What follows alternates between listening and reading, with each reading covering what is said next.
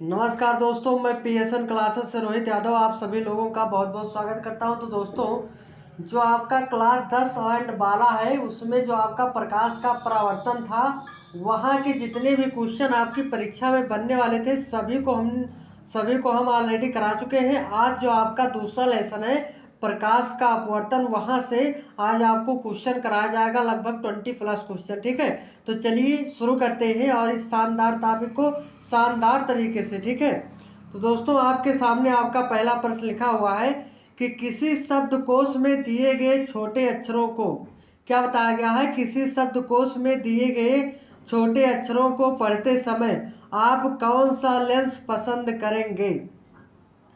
तो आपके पहले ऑप्शन में दिया गया है 50 सेंटीमीटर फोकस दूरी का उत्तल लेंस, दूसरा है 50 सेंटीमीटर फोकस दूरी का अवतल लेंस, तीसरा है 5 सेंटीमीटर फोकस दूरी का उत्तल लेंस, चौथा है 5 सेंटीमीटर फोकस दूरी का अवतल लेंस। तो दोस्तों शब्दकोश की बात यहाँ की गई है, ठीक है, और छोटे अक्षरों की बात की गई है।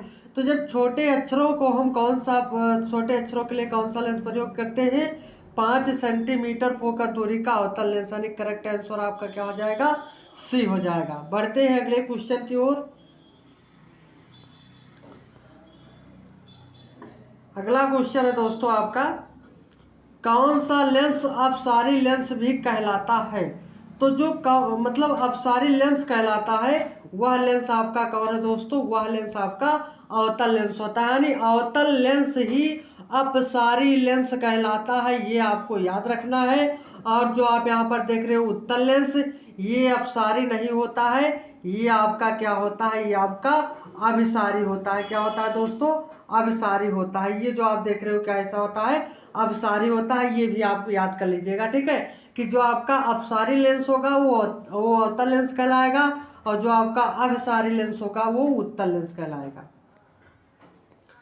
नेक्स्ट क्वेश्चन बढ़ते हैं अगली तरफ। अगला क्वेश्चन है आपका, उत्तल लेंस की फोकस दूरी 20 सेंटीमीटर है, लेंस की क्षमता क्या होगी। क्या बताया गया है कि जो फोकस दूरी है 20 सेंटीमीटर है, लेंस की क्षमता पता करना है। तो सिंपल सी बात है दोस्तों, क्षमता पता करने के लिए क्या बताया जाता है कि सूत्र होता है P बराबर 100 बटा क्या होता है, एफ होता है। P बराबर 100 बटा एफ होता है। अब एफ का मान दिया गया है 20 सेंटीमीटर, तो क्या बनेगा, P बराबर 100 हो जाएगा ऊपर और नीचे कितना 20, तो 20 कम 20 और 20 पंचे कितना 100 हो जाएगा, यानी इसका जो करेक्ट आंसर बनेगा वह कितना बनेगा, 500 बनेगा। लेकिन देखना है कि हमारा कौन सा इसमें लेंस है। तो लेंस हमारा कौन है, अवतल लेंस है, जिसकी फोकस दूरी किस में होती है, धन में होती है। तो आपका क्या हो जाएगा, +5 डायोप्टर, यानी करेक्ट आंसर सी हो जाएगा। नेक्स्ट क्वेश्चन है आपका, लेंस में मुख्य फोकस की संख्या कितनी होती है। तो लेंस में जो मुख्य फोकस की संख्या होती है वो कितना होती है दोस्तों, 2 होता है। आगे बढ़ते हैं। अगला क्वेश्चन आपका है, प्रकाश के अपवर्तन के कितने नियम होते हैं। तो ऑलरेडी हम इन सभी चीज़ों को पढ़ा चुके हैं, ठीक है, और इसका एक वीडियो फुल मैंने बना करके दिया था, अगर वो भी नहीं देखे हैं तो आप डिस्क्रिप्शन बॉक्स में चैनल का नाम दिया आता है, वहाँ पर सर्च कर आप देख सकते हैं। ठीक है, जो प्रकाश का अपवर्तन के कितने नियम होते हैं, वो होता है 2 नियम होते हैं। ठीक है, और परावर्तन, अगर परावर्तन की बात की जाएगी दोस्तों, तो परावर्तन भी क्या होता है, परावर्तन के भी कितने नियम होते हैं, 2 नियम, यानी अपवर्तन और परावर्तन दोनों के 2-2 नियम होते हैं, ये चीज आपको याद रखना है। नेक्स्ट क्वेश्चन है आपका, किस लेंस के द्वारा सिर्फ काल्पनिक प्रतिबिंब बनता है। तो वो आपका क्या होता है, अवतल लेंस होता है, यानी अवतल लेंस के द्वारा काल्पनिक प्रतिबिंब बनता है। नेक्स्ट क्वेश्चन है आपका, अगला क्वेश्चन है दोस्तों, बताया जा रहा है किसी माध्यम के अपवर्तनांक का मान होता है।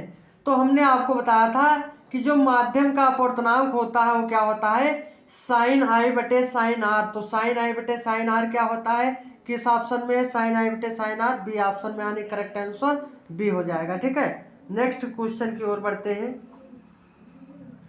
अगला क्वेश्चन है आपका, कि अवतल लेंस में आवर्धन यम बराबर होता है, तो आप जानते हो कि यम बराबर क्या होता है, बी बटा यू ही तो होता है। यानी आवर्धन बराबर होता है, बी का मतलब प्रतिबिंब की लंबाई, यू का मतलब वस्तु की लंबाई, यानी आवर्धन बराबर होता है प्रतिबिंब की लंबाई तथा वस्तु की लंबाई, यानी एम बराबर बी बटा यू के बराबर होता है। तो कौन सा ऑप्शन करेक्ट होगा, डी, इसी में है बी बटा यू। अगले क्वेश्चन की ओर बढ़ते हैं। अगला क्वेश्चन है आपका, दो डायोप्टर, डी का मतलब होता है दोस्तों डायोप्टर जो क्षमता का मात्रक होता है, ठीक है। तो क्या बताया गया है कि दो डायोप्टर क्षमता वाले लेंस का फोकांतर होता है, यानी फोकांतर का मतलब होता है फोकस दूरी में अंतर, यानी फोकस दूरी पूछा आता है। तो चाहे आप कह सकते हो P बराबर 100 बटा एफ भी कह सकते हो, 100 बटा एफ भी कह सकते हो, या एफ बराबर क्या कह सकते हो, 100 बटा क्या कह सकते हो दोस्तों, 100 बटा P कह सकते हो। तो 100 तो दिया गया है, P का मान कितना दिया गया है, 2 दिया गया है। तो 2 एक कम 2, 50 दूना 100 कट जाएगा, यानी किस ऑप्शन में, डी ऑप्शन में है, करेक्ट आंसर डी हो जाएगा। अगला क्वेश्चन है आपका, 1 मीटर फोकस दूरी वाले उत्तल लेंस की क्षमता होगी, 1 मीटर फोकस दूरी वाले उत्तल लेंस की क्षमता इसमें बताना है। तो जब मीटर में दिया रहेगा तो मीटर में हम मीटर वाला लगाएंगे। तो मीटर में क्या होता है, P बराबर 1 बटा एफ होता है किसमें, मीटर में। और जब सेंटीमीटर में इसको चेंज करते हैं तो यहाँ 100 हो जाता है और यहाँ सेंटीमीटर नीचे बन जाता है। तो 1 मीटर दिया गया है फोकस दूरी, तो एफ के जगह पर कितना हो जाएगा, यानी P बराबर हो जाएगा 1 बटा 1, यानी इसका करेक्ट आंसर 1 ही होगा। लेकिन अब भैया देखना है कैसा लेंस दिया गया है, तो आपका उत्तल लेंस दिया गया है जिसकी फोकस दूरी किसमें होती है, धन में होती है, यानी करेक्ट आंसर बी हो जाएगा, 1 डायोप्टर। नेक्स्ट क्वेश्चन है आपका, एक उत्तल लेंस होता है, एक उत्तल लेंस कैसा होता है, एक उत्तल लेंस जो होता है वो दोस्तों आपका होता है, इसमें पहले ऑप्शन में दिया गया है सभी जगह समान मोटाई का होता है, दूसरे में दिया गया है बीच की अपेक्षा किनारों पे मोटा होता है, तीसरे में दिया गया है किनारों की अपेक्षा बीच में मोटा होता है, ठीक है। तो मैं आपको बता दूं उत्तल और अवतल दोनों बता दूं, यानी उत्तल भी आपको बता दे और अवतल भी बता दे। उत्तल में क्या होता है दोस्तों, उत्तल में जो होता है वो किनारों पे पतला होता है और बीच में क्या होता है, मोटा। यानी उत्तल लेंस इस तरीके से बनता है, यानी किनारों पे पतला होता है और बीच में मोटा होता है। तो इसका उल्टा क्या हो जाएगा कि ये किनारों पे हो जाएगा ऐसे, किनारों पे पतला और किनारों पे मतलब हो जाएगा मोटा और बीच में क्या हो जाएगा, पतला हो जाएगा, ठीक है। तो जो यहाँ बात की जा रही है कि एक उत्तल लेंस होता है तो क्या होता है, किनारों की अपेक्षा बीच में मोटा होता है। कैसा होता है, किनारों की अपेक्षा बीच में मोटा होता है, यानी करेक्ट आंसर सी हो जाएगा। नेक्स्ट है आपका, नेक्स्ट क्वेश्चन में आपके कहा जा रहा है कि किसी बिंब का वास्तविक तथा समान आकार का प्रतिबिंब प्राप्त करने के लिए बिंब को उत्तल लेंस के सामने कहाँ रखना पड़ेगा, तो फोकस दूरी के दोगुनी पर, कितना पर, फोकस दूरी की दुगनी पर, यानी करेक्ट आंसर बी हो जाएगा। नेक्स्ट है आपका दोस्तों, नेक्स्ट क्वेश्चन है आपका, निम्न में से कौन सा पदार्थ लेंस बनाने के लिए प्रयुक्त नहीं किया जा सकता है। तो लेंस की बात किया जाए तो लेंस में एक ही चीज नहीं होता है जो आपकी क्या है दोस्तों, मिट्टी। क्या होता है, मिट्टी। मिट्टी में लेंस थोड़ी ना होता है, तो करेक्ट आंसर बी हो जाएगा। नेक्स्ट है आपका अगला क्वेश्चन है, दो माध्यमों के सीमा पृष्ठ पर, दो माध्यमों के सीमा पृष्ठ पर एक प्रकाश किरण लंबवत आपतित होती है तो अपवर्तन कोण होता है। तो भैया देखिए लंबवत का मतलब होता है 90 अंश, लेकिन सीमा पृष्ठ की बात की जाएगी तो करेक्ट आंसर आपका क्या हो जाएगा, 0, यानी ये आपका करेक्ट आंसर क्या हो जाएगा, फर्स्ट, 0 अंश। नेक्स्ट क्वेश्चन है आपका, नेक्स्ट क्वेश्चन में कहा जा रहा है कि यदि आपतन कोण तथा अपवर्तन कोण हो तो कोणीय विचलन होगा, यानी डेल पूछा जा रहा है। कोणीय विचलन क्या होता है, आई माइनस क्या होता है, आर होता है, यानी कोणीय विचलन होगा आपतन कोण माइनस परावर्तन कोण, ये होता था संबंध। तो करेक्ट आंसर क्या हो जाएगा, बी, यानी आई माइनस आर। नेक्स्ट क्वेश्चन की ओर बढ़ते हैं, जब प्रकाश की एक किरण दो माध्यमों को अलग करने वाली सतह पर लंबवत पड़ती है तो वह क्या होता है दोस्तों, वो होता है बिना मुड़े सीधी निकल जाती है। कैसे निकल जाती है, जब अवलंबोत पड़ेगी तभी बिना मुड़े क्या होगी, सीधी वो निकल जाएगी। ठीक है। नेक्स्ट क्वेश्चन है आपका, पानी से भरी बाल्टी की गहराई कम मालूम पड़ने का कारण है। तो वो तो आपका जानते हो कि प्रकाश का अपवर्तन होता है, यानी करेक्ट आंसर क्या हो जाएगा, बी हो जाएगा। नेक्स्ट है आपका, नेक्स्ट क्वेश्चन है आपका, जब प्रकाश एक माध्यम से दूसरे माध्यम में जाता है तब अपवर्तन होता है। यानी जब प्रकाश एक माध्यम से कहाँ जाता है, दूसरे माध्यम में। ठीक है, यानी एक माध्यम से दूसरे माध्यम में जाता है। ठीक है, तो क्या होता है, तो वो आपका क्या होता है, वो आपका होता है कि प्रकाश की चाल में परिवर्तन नहीं होने के कारण, पहले में दिया गया प्रकाश की चाल में परिवर्तन होने के कारण, तो पहला ही सही है। ठीक है, पहला ही सही है, यानी जब प्रकाश की चाल में परिवर्तन होगा तभी तो उसका अपवर्तन होगा। नेक्स्ट है आपका, नेक्स्ट कहा जा रहा है, सघन माध्यम से विरल माध्यम में प्रवेश करने पर, यानी सघन से कहाँ जाने पर, सघन का मतलब होता है दोस्तों कि जो आपका कांच वाला माध्यम होता है अर्थात जल वाला जो माध्यम होता है वो आपका होता है सघन, और विरल का मतलब होता है वायु वाला माध्यम। ठीक है, तो क्या बताया गया है कि सघन माध्यम से विरल माध्यम में प्रवेश करने पर आपतन कोण तथा अपवर्तन कोण में क्या संबंध रहता है।